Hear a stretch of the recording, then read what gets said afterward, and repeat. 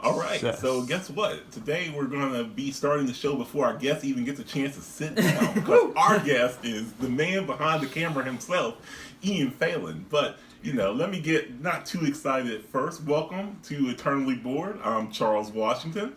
Trey Chambers. Ian Failing. And producer. Yes, and producer.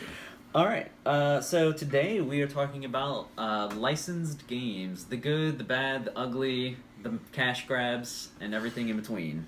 So much in between. So if you're just tuning in, we are basically a podcast for board games. We talk about video games occasionally, but mostly board games. And we tend to kind of focus on heavier issues, although today is kind of a more lighthearted day. We're just talking about licensed games and which ones are good and which ones are terrible. Yeah, it's been a rough time in Houston. I mean, football season started. The Texans can't score. We've been through 2 hurricanes.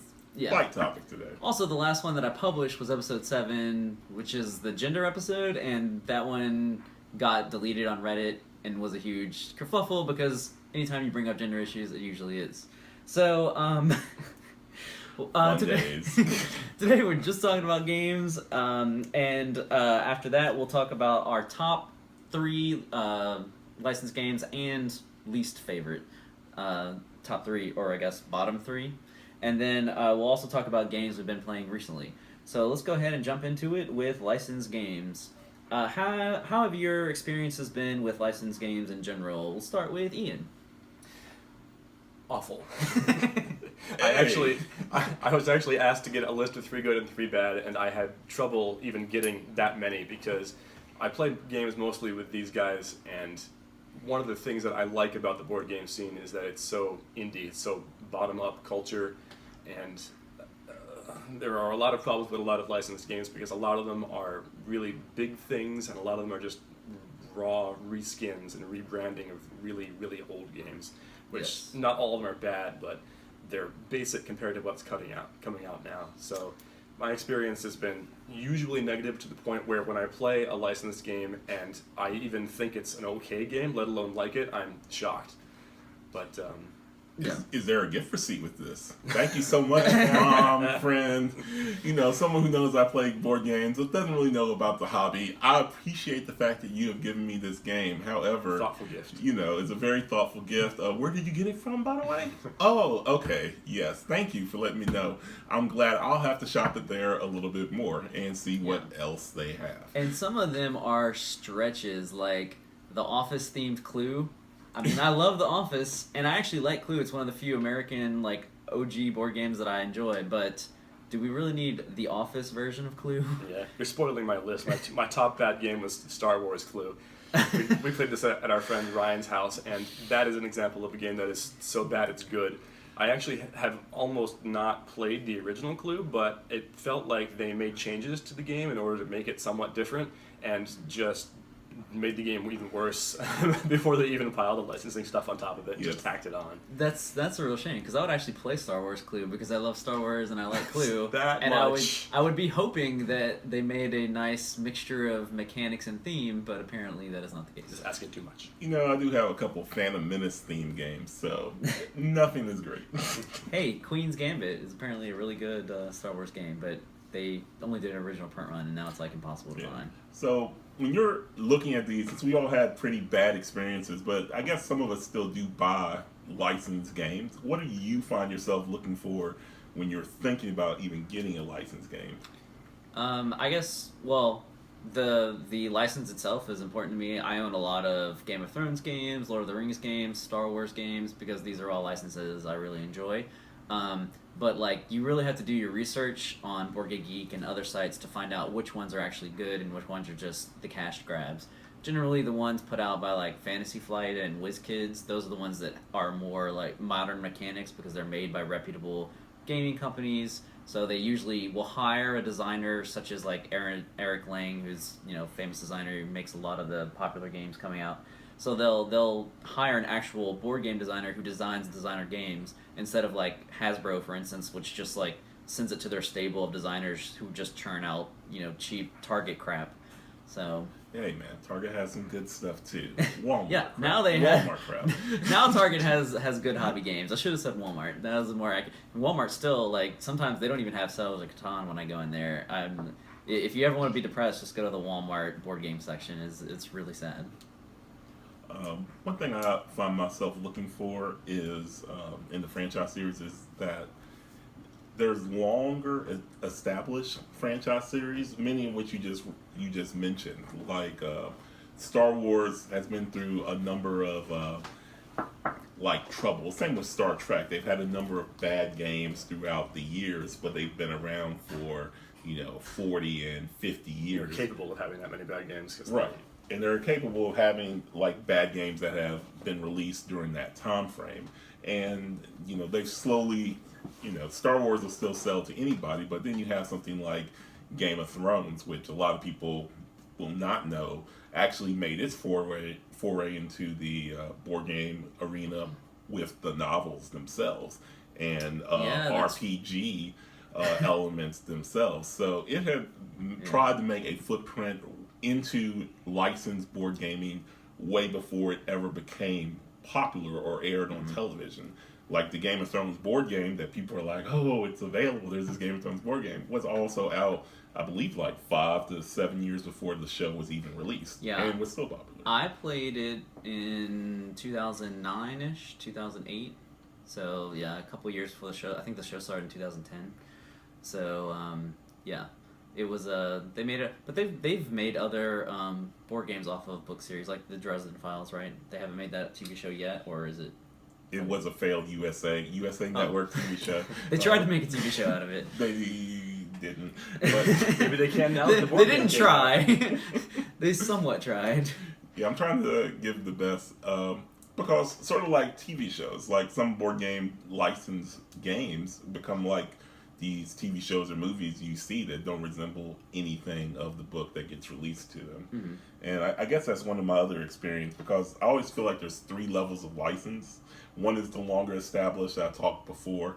The other is like a new franchise trying to branch out for the first time into the different license fields with a number of video games or board games or apps, etc. And then you have like your small spin-offs of like a niche genre of game, sort of like Joking Hazard, which is a spin-off of Cyanide and Happiness. I always find it funny when one publisher has the TV or movie rights and the other publisher has the book rights. This happened with Lord of the Rings. This happened with Game of Thrones. It happened in weird ways with Marvel because there was like some Marvel games that came out in Europe that couldn't be released in the U.S. Like there's always these weird deals with publishers. Which is interesting and kind of reminds me of the whole Spider-Man, X-Men, Sony / Marvel kind of fiasco. The Marvel Cinematic Universe and how it's divided. And how it's a schism and like there's important characters that aren't in the Avengers that should be. But yeah, that's a whole another topic that we don't cover on this podcast. So what about you, Ian? What do you look for when you're like looking at a licensed game?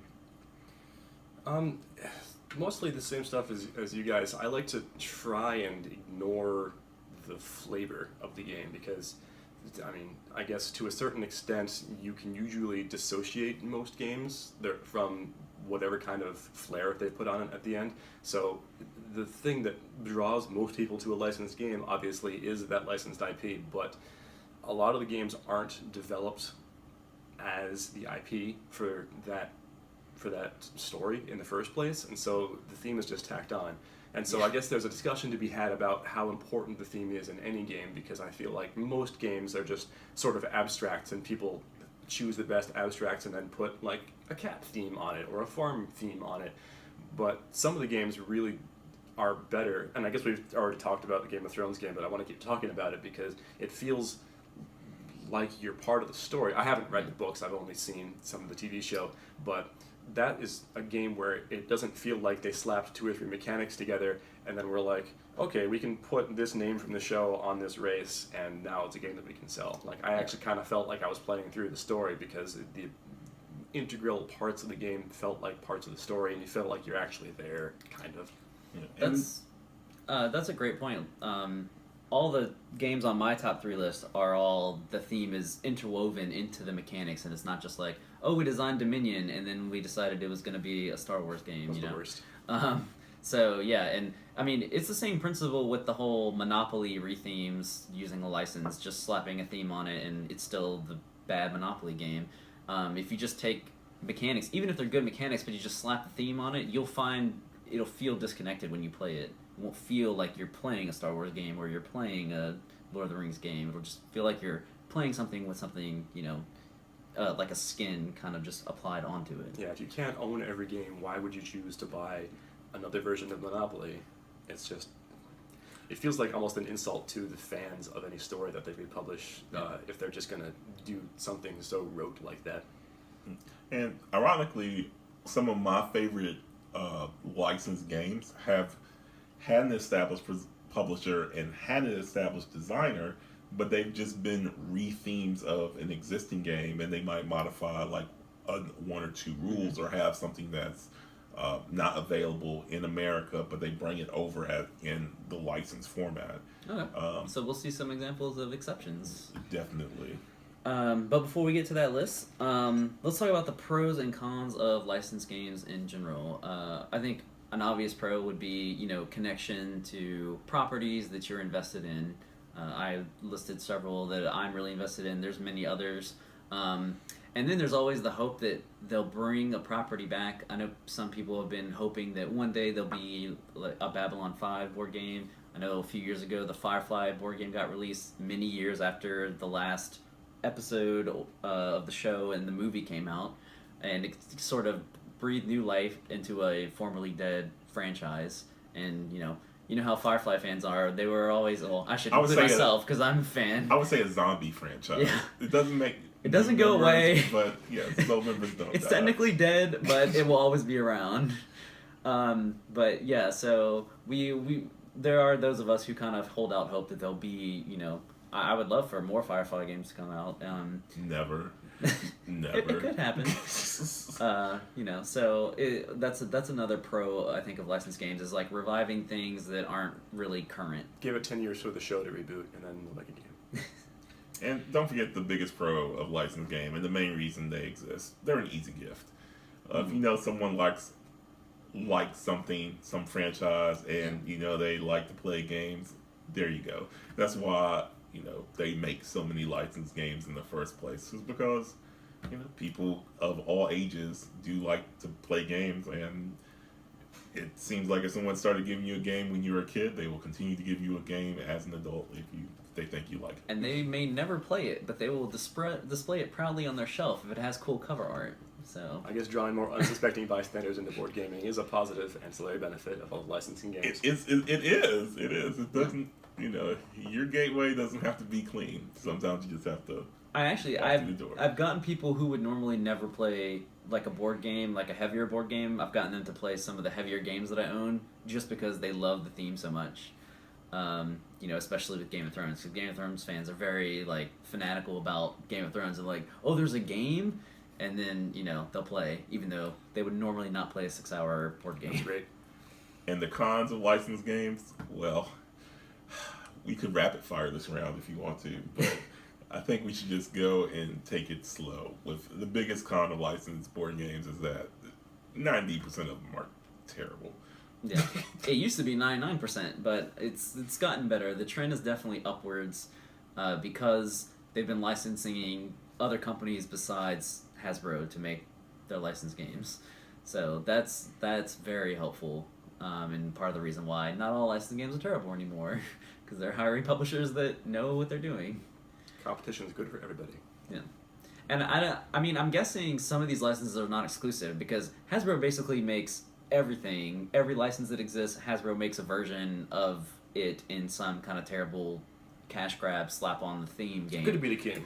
But, yeah. But keep in mind, like Hasbro America is very much like this, but Hasbro in its other markets make more intelligent games. Oh, they yeah? just don't think that Americans will buy them. Yeah. And thus they give us the sort of like lowest common denominator of games. Sort of like healthcare. Yeah.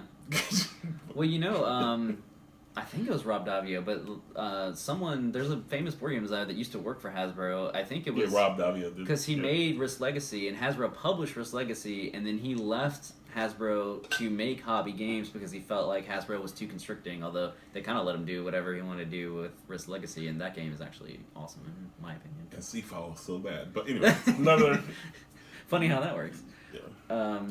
Any other cons besides the ones we've mentioned? Aside from the rampant cash grab, low quality, usually no balancing in an effort to get it out with a time deadline, you know. There's some pretty big cons from us. I mean, those are just off the top of my head and stuff, but, you know, and everyone has pretty much a bad experience. I don't, you know, probably the best part about licensed games is, as a pro, is that they have been so low for so long that it's, I guess, like in the last 10 years, we've actually seen them get better, and it's surprising. And there are a number of gems that are licensed in the rough out there that you can find, and no one will own them because they've already excluded them because they were a licensed game in the first place. That's true. That's true. But that's digging through a lot of crap to find them. So, cool. Any other cons before we get to worst 3 licensed games that we played? I think we should go right ahead into the muck. Start it off. Worst 3. Charles, we'll just go left to right. What is your third worst? Well, I just got talked into a game called Organ Attack, literally on Thursday, and it was just about everything I expect to go wrong in a licensed game had happened. Yeah. What is this license about? I've never even heard of Organ It's Attack. sort of like a license of a webcomic, and I've seen a number of these webcomics making deals with different game manufacturers to come to sort of try to pull off that Cards Against Humanity crowd to get something that they will start and play aside from Cards Against Humanity, but that's their direct market. They're looking for game players who play that, and a lot of people enjoy Take That mechanic. And this is a classic Take That mechanic game where you have 4 organs in front of you, and each of you has like cards that can attack different organs. It tries to be like Cosmic Encounter because only certain attack cards can attack certain organs, but then, you know, it has some of the classic just lazy game design. There are cards in there that make you lose 2 turns in a row. There are cards in there that instantly, you have 4 organs you're trying to keep alive, that instantly kills an organ or steals organs from people. It's just everything that is lazy and bad about Chutes and Ladders and Candyland is in this game. And people call it fun. So. Yeah, it's a great segue into my number 3, which I think is a very similar game based on your description, because I haven't played the game that Charles has. But that's Exploding Kittens, which, as someone who sold a game on Kickstarter twice, made all us game designers very sad because it made millions of dollars on Kickstarter, and it's basically just a Take That game with quote-unquote funny art.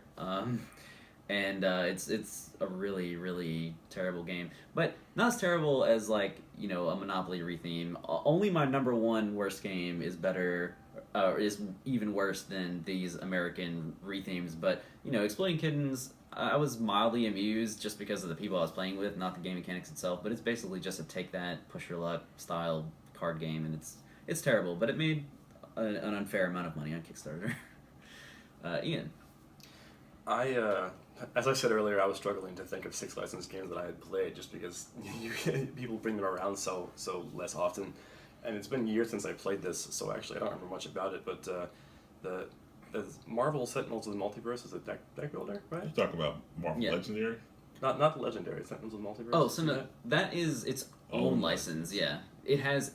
So it actually is a board game. It started as a board game universe, and then they made, I think, a comic, and they made a video game, which is just an app of the board game. So what didn't you like about Sentinels? Honestly, I can only think of 6 licensed games that I played in my life, and that was right in the middle. So, yeah.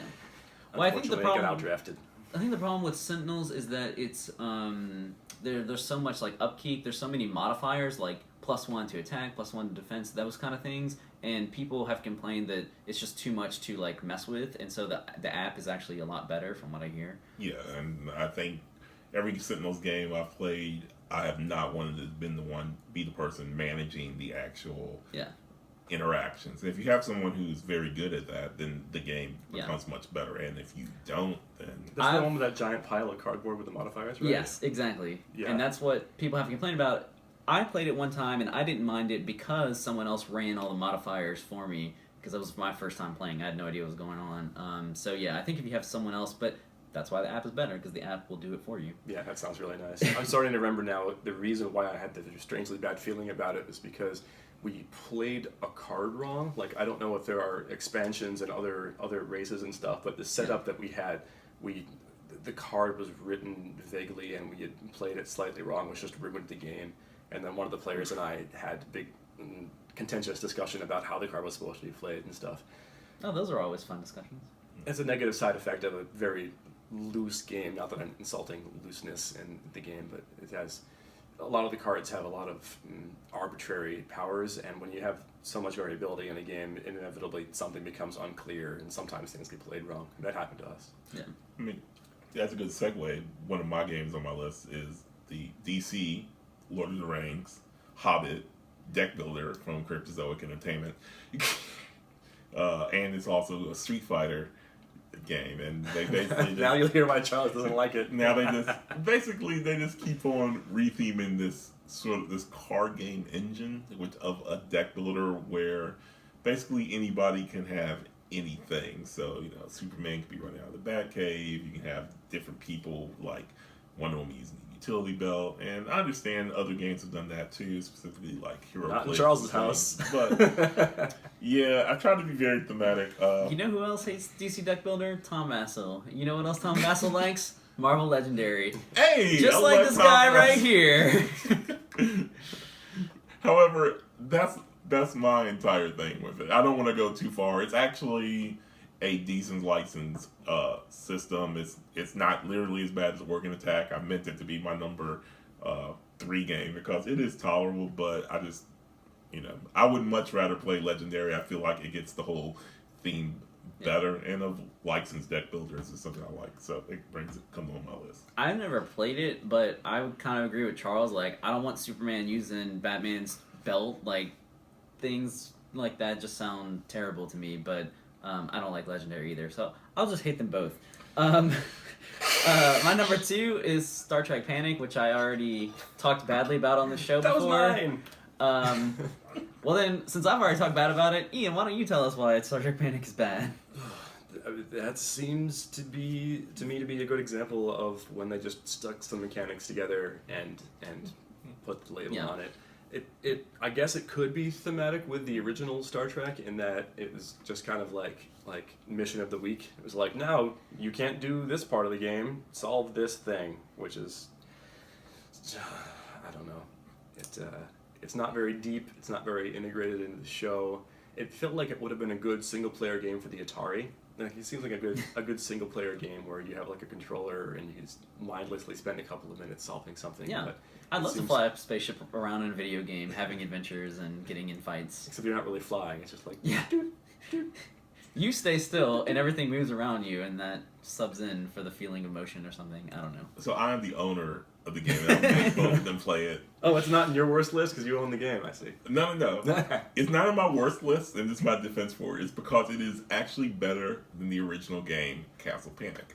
And I do agree with Charles on that. 'Cause So- Castle Panic is So terrible. I'm not quite sure exactly how a licensed game being better than its original game, which is not good, makes it a bad licensed game, but yes, it's not the greatest. It is All right. better with smaller player counts, though. You're number 1, Or smaller Charles. players. My number 1, near and dear to my heart, is all the Monopoly spinoffs. Really, this is sort of a Hasbro in general thing, because they will spin off everything, but realize that Monopoly is literally its own division of spinoffs inside of Hasbro and the games that own it. And there have been a lot of them, and they add a lot of stupid rules. When really, the only Monopoly you need to play is Meg Monopoly at all. I just want to put it in there. They make a lot of different Monopoly spin-offs. Or just never play Monopoly. That's also an I option. also hate Monopoly Deal, but that hasn't been licensed yet. But as far as all the various Monopoly spin-offs that have been licensed, almost all of them are fairly terrible and unnecessary. Monopoly Deal is my favorite version of Monopoly because it lasts 10 minutes. My second favorite version of Monopoly is Monopoly Gamer, which is a licensed game and lasts an hour or less. So I guess I can handle Monopoly in small doses. Only. My number one is Jim Henson's Labyrinth, the board game. Classic trap of your youth. This came out this year, and I actually already talked about it on a previous podcast, so I won't spend a lot of time on it. But suffice to say, it's Talisman rethemed. So again, they just took a license and slapped it on an older game. And it's Talisman. It's basically a roll and move game. You roll a die, and it tells you your decision in the game is you get to choose which direction you go. You can go left or you can go right. Ooh, that is your decision in this game. Riveting. When you- Can you when go you- straight on occasion? No. No? Just left or right? You're on a track that goes around, and when you roll the die, you can go left or you can go right, and that is the entirety of your decision in that game. It is really terrible, and Talisman's not good, but this is even worse. So they took a bad game and made it even worse because Talisman has just a lot more to it. It has like items and stats and things like that. Like this game has none of that. Although I guess it is shorter, so that's a benefit. But overall, terrible, terrible game. Your number one? I already spoiled it earlier. The Star Wars Clue game. They condensed the map down into a circular track of width 1 with rooms off the side. So the entire game is just like random stormtroopers firing at you while you go into random rooms trying to find random things. It's best as a drinking game, honestly, because it's not good as a game. Many games are better as drinking games. But Especially bad ones. All right. All right, and let's go to a positive discussion of our top 3 licensed games. I have a whole bunch of honorable mentions I want to get to, but do either of you have any other honorable mentions? I actually do. One I was introduced to very recently is the Star Wars Attack of the Clones co-op in German. Very good co-op game. I was very amazed that it never made it over to this country, but it's not the hardest game. You're basically fighting off swarms of clone troopers and trying to kill them as Jedis, and unite the head of R2D2, the head of C3PO from the robot he was on and have R2D2 do it sometimes. It's very strange, but apparently it happened in the movie, which I've not seen in a long time. I think that's a licensing kerfluffle. Yes. Why it wasn't released here. But it's really good. And my other honorable mention is Marvel Legendary. Yay. Way to go, Devin Love. It didn't make your top 3? What It the did heck? not make my, it Charles did not Flip the my table top and walk three. away. Charles I don't understand. has his copy sleeved. We're talking like, how many cards do you have in I that helped box? him It's gotta for be hours like to sleeve one expansion. it's gotta be like 1,000 cards in that box. You could I kill have a man with 2,500 blocks. cards, actually. 2,500 cards, and they're all sleeved. Can you imagine that? How many hours of manpower is that? It's a lot of sleeves. It's a very clean copy. Oh my god! And it didn't even make his top 3.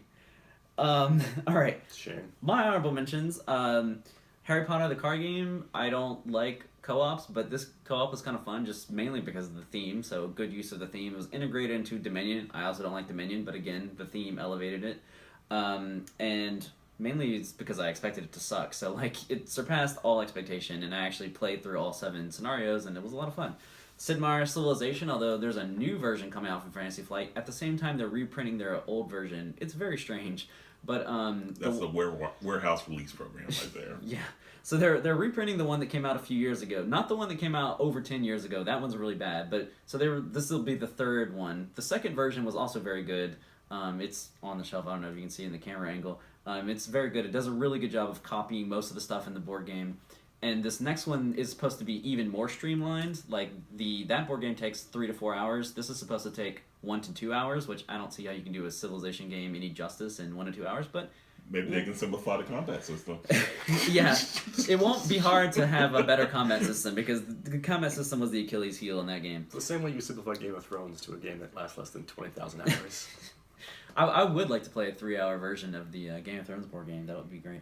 Lords of Waterdeep, which is a D&D themed worker placement game that is actually quite good. Although this one's probably just the theme slapped on mechanics, but it still ended up being good, and that's Actually, fine. there are a number of good D&D games Yeah. out there. So. Yeah, the Castle Ravenloft series of co-ops is actually really good. Sons of Anarchy, that's another worker placement game with Sons of Anarchy theme slapped on. Although it is a pretty contentious worker placement game, you can actually fight over the places in it. So it's the mechanics are somewhat integrated in there, so it's not a total theme cash grab. And I really like the game. And then the last one is Lord of the Rings, the card game. I've played a lot of Lord of the Rings board games, and they've all been like mediocre. I haven't played any bad ones, but the best one, in my opinion, is the co-op card game, which has a really interesting system that was kind of put into a competitive game that I'm going to talk about in my top 3. So let's go into that top 3. Start with Charles. What is your third Bone of favorite? contention.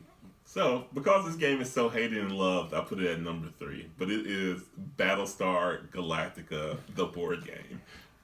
Which, in and of itself, is, unlike most other licensed games, Battlestar Galactica is the mainstay of its genre. And people compare other games to Battlestar Galactica, the board This is game. true. This is So, it's one of the few, in terms of influence, it's higher than all the other games on my list. However, I put it at number 3 because, man, is it a very, how shall we say, very polarizing game. You either hate it or love it. I still think it's one of the best. It is the granddaddy of its own genre, and sort of like the thing that really kicked into the whole trader mechanic, and heavy social deduction game. So It's one of my I guess favorite number things 3. about games is when they feel different. Like there aren't that many mechanics when you come down to it. You might own 100 games and they only have like maybe a dozen core mechanics of the way they combine them at most. And it's just sometimes, I don't know, having a social deduction game that isn't just people sitting around in the circle trying to figure out who is who is really attractive to me. And I know a lot of people really don't like the way that game implements the systems and have legitimate complaints about the way some things go in them, but I respect a game where it feels like, oh, this is kind of novel. Some people disagree. It has a lot of problems, but I think overall it's an interesting system. I did like the game until one time someone screwed up the identity deck and we played for 2 hours only to have to abandon the game, and that basically killed all interest in me ever playing that game again. Hey, that wasn't the game's fault. That was our friend's fault. But still, it was such a huge waste of time, and I was super excited because I was a Cylon. But unfortunately, almost everybody else was also a Cylon because the deck was screwed up. Did I say my number 3? No. My number 3 is Star Wars Rebellion, which is Somewhere up there. a new one from Fantasy Flight. This is like a 4 hours, just really, it's Star Wars in a box is what this game is always called, and that's accurate. It basically covers everything that happens in the original trilogy, from the battles to the characters to the missions. Basically everything is there, and you can get it done in 3 hours if you're really pushing it. 4 hours is 4 to 5 hours is more realistic. It's delightfully heavy. I played it with Trey and got crushed immediately.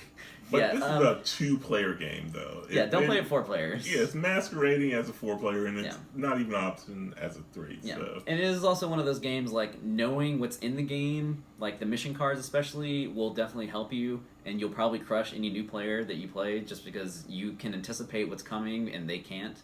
So that's kind of a flaw, but that's not really a flaw you can solve in those kinds of games. The weak point in that game is the combat, which is being fixed in the new expansion that just came out, so I'm looking forward to that. Which is actually stealing the combat system from my second game, but we'll talk about that in a minute. Ian. I almost want to give a special mention to the Sherlock Holmes game. I forget what it's called. Consulting to tap. Yes. Because it's not truly licensed because that IP is like Public 200 domain. years old. Yeah. Public domain. Yeah. Thank God it's over 100 years old. Now it's in public domain in the United States. That is an awesome game, though. Yeah, I agree. But probably number 3, I don't remember if, like, is Lovecraft stuff all licensed, or Public domain. Public domain? Anybody Okay. can make. We can make a Cthulhu game right now. Is it that old? Stuff this podcast. How- We're gonna make a Cthulhu game and sell it on Kickstarter for $5 million. All right, However, you can go ahead with it because Yeah, I'll combine two things that aren't really licensed into the previous discussion of like when it feels like the game is really part of the universe. Like the Sherlock Holmes game is not just a slap together two mechanic system. You feel And like a detective. you feel like a detective. I mean, it's different, it's novel, and it feels like it's part of the books. Like you feel like you're in the books or you're one of the characters. And to a lesser extent, I also really enjoyed Legends of the Old World, also because it was a war game that I could stand to play. Legends of the Old World? Chaos in the Old World? Chaos in the Old World. Oh, okay. That one. Yeah. Words are hard. But I really don't like a lot of war games because it feels like you spend 6 hours setting the game up and then just basically roll dice and see the dice determine who was the person who gets to be the kingmaker to figure out the person who got least messed up in the game in order to figure out who won the game. Whereas that feels a little more buildy with the tech trees, and you make more intelligent choices in the beginning and you have more strategy than just putting your pieces in the right place and waiting for someone else to fall over so you can win. Yes, it is a very, very good war game. Let's do our number twos, Charles. Love Letter Batman. Oh my god. So, you want to play Love Letter? You want to play the best version of it? Well, it's Love Letter Batman.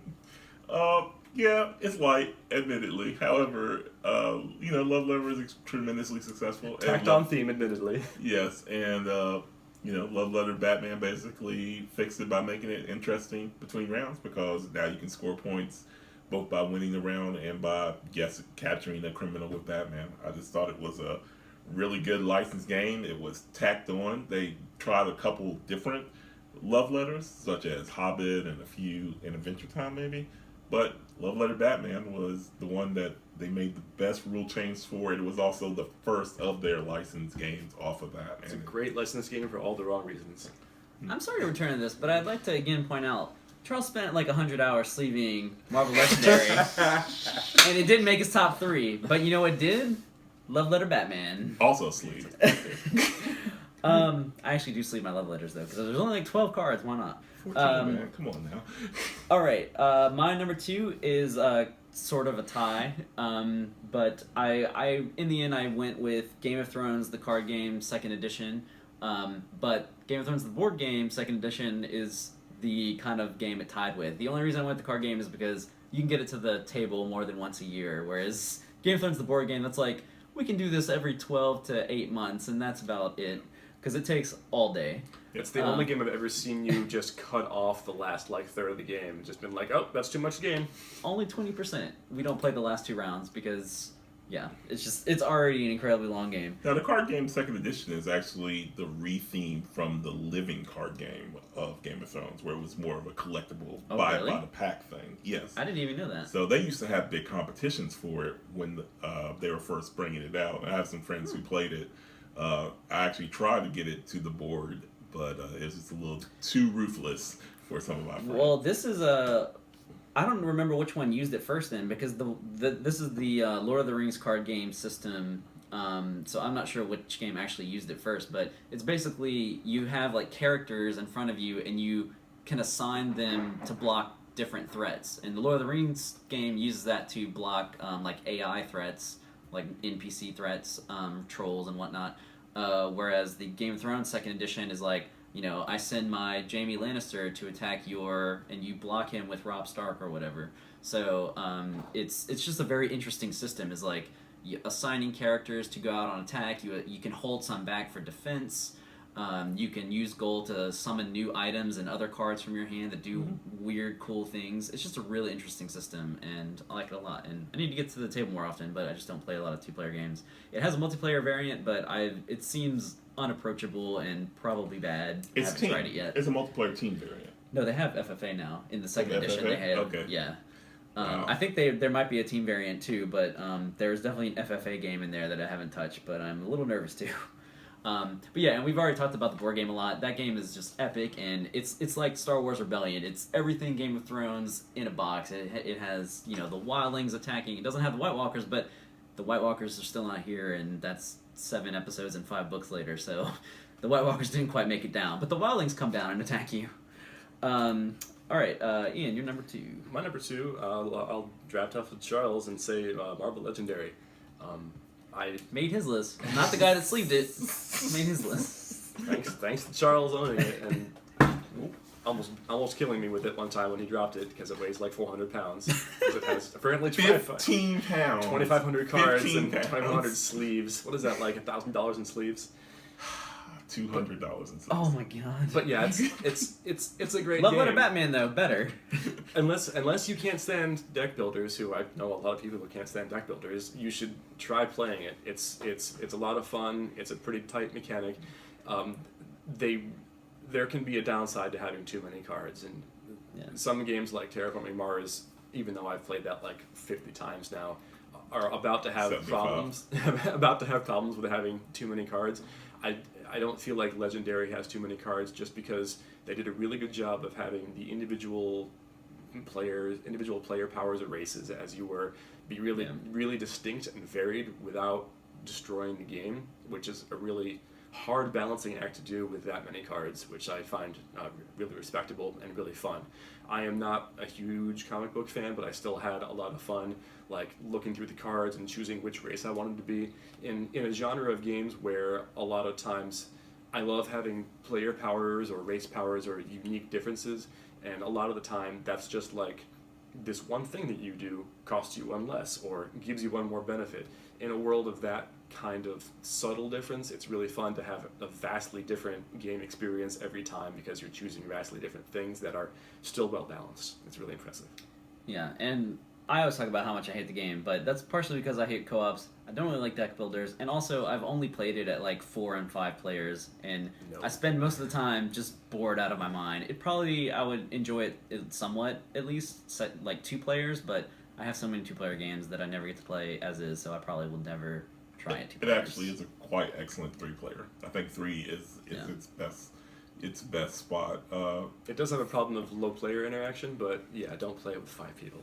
Yeah. Yeah, don't ever play it. Fuck. All right, number 1, Charles. So my number 1 game is Star Trek Catan, and it's for several reasons that it makes number 1. The first is it has a expansion to Catan that's only available in it, which is the Leaders expansion. Not the same reason you chose your second game.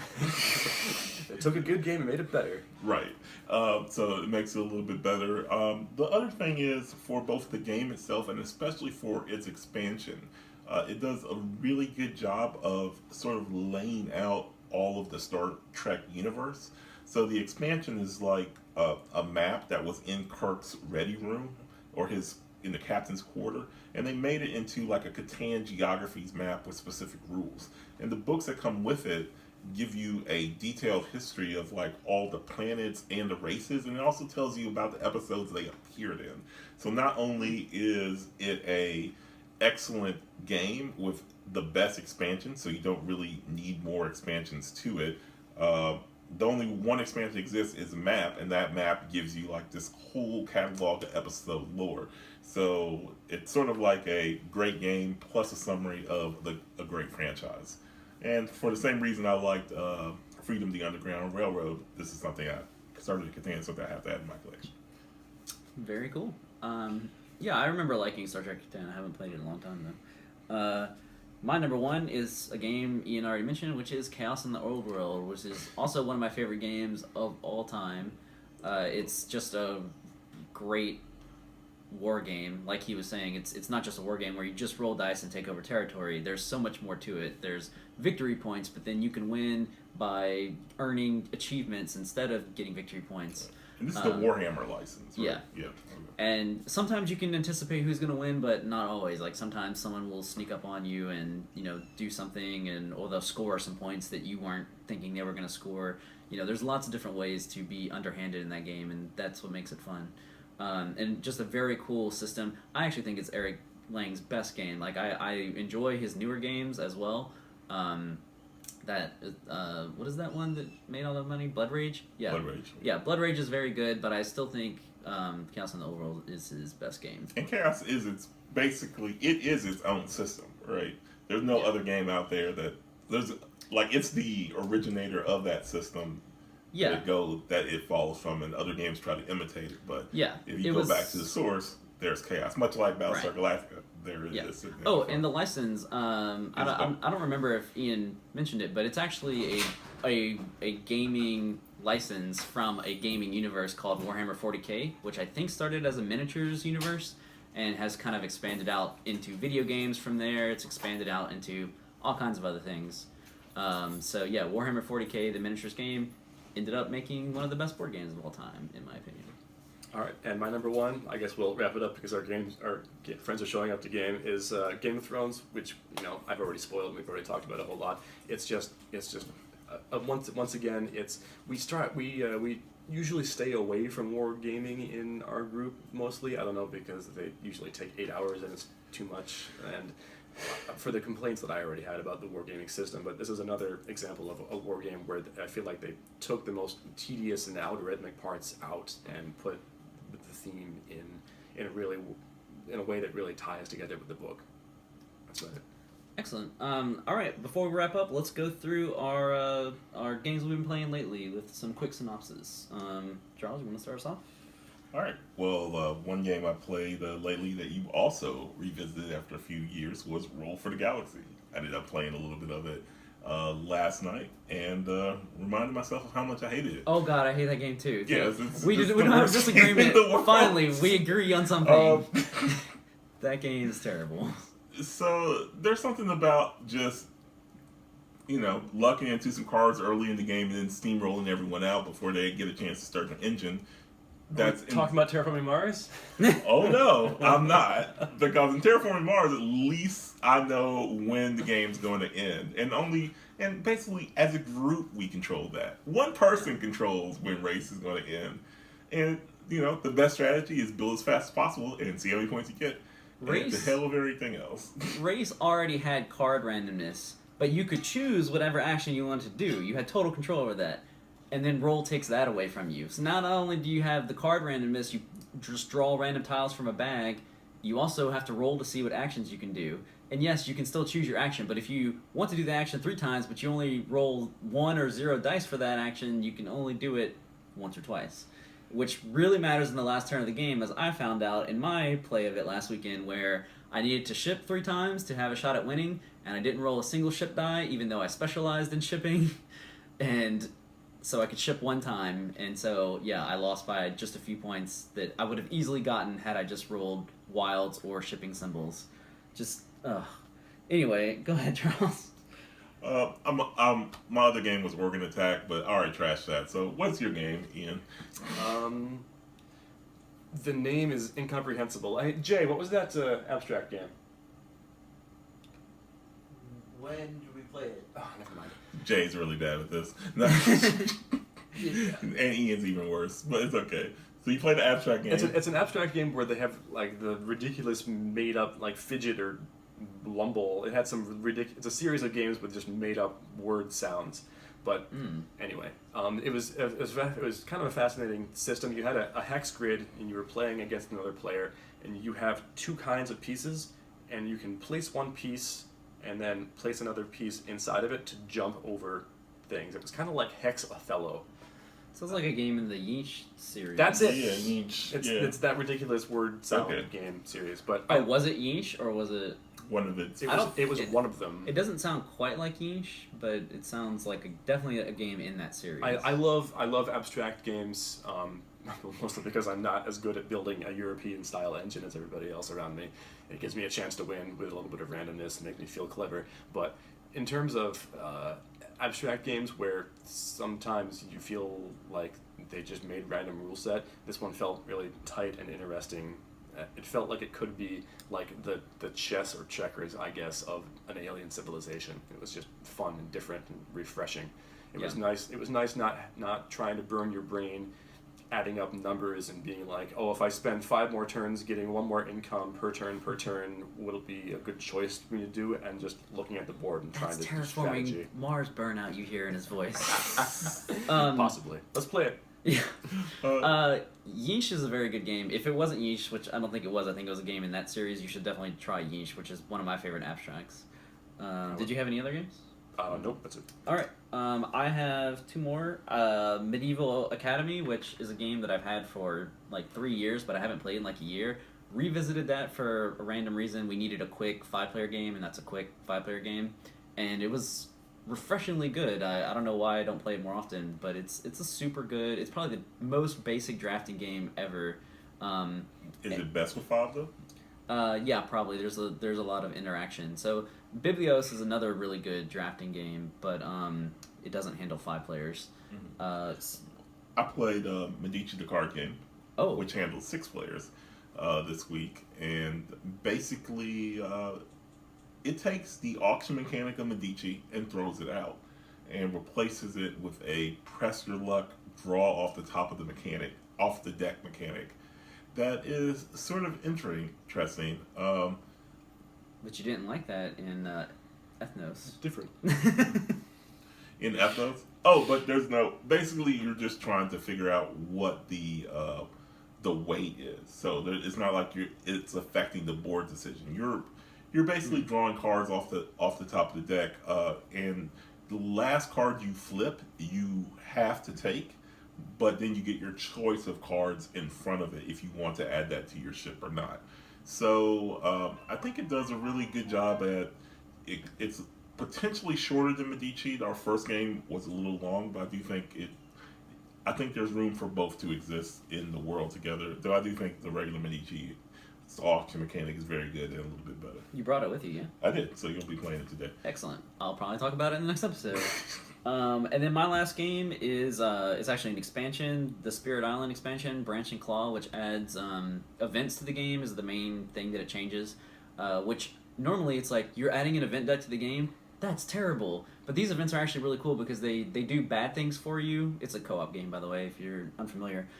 They do bad things to you, like most event decks do, but they also do positive things. So it's kind of like a balance, like, oh, the game just hit us hard, but then it gave us some other cool stuff to make up for that. So it was a really interesting system, and I highly recommend Spirit Island, and I highly recommend the expansion, which also adds more spirits to play with, which, learning the different spirits and how they interact, I think is the coolest thing about that game. And then, and I also played Spirit Island solo. The first time in my life I've ever played a board game solo. Yeah. What? It was during the hurricane, during Crap Hurricane things. Harvey. Sad. I was like, I really want to play Spirit Island, but I'm not going to see anybody for like 5 days. So I played it a whole bunch by myself, and it was actually a lot of fun. So who knew? Solo board gaming, it can be fun. Yeah, That's that's the it. first. I'm shocked. Yeah. I want to leave my game for next week and just go with that. I cannot believe you played a solo board. I am proud of you, Trey. It was a lot of fun. Right. I was surprised at myself because I'm a big video gamer, so it's like, why would you ever play a solo board game? Well, if there was a Spirit Island video game, I probably would have played that, but there isn't. So instead, I just took out the board and played by myself, and it was actually a lot of fun. All right, let's go ahead and end so we can start our own game day. Please look us up on www.eternallyboard.com. That's BOARD. You can also find us on YouTube. You can find us on Twitter @eternallyboard, no underscore. And that's it. Until next time, we're eternally bored, so you don't have to be. Peace. Ta-da. Sorry about that, Jay. No, I'm sorry. Like I thought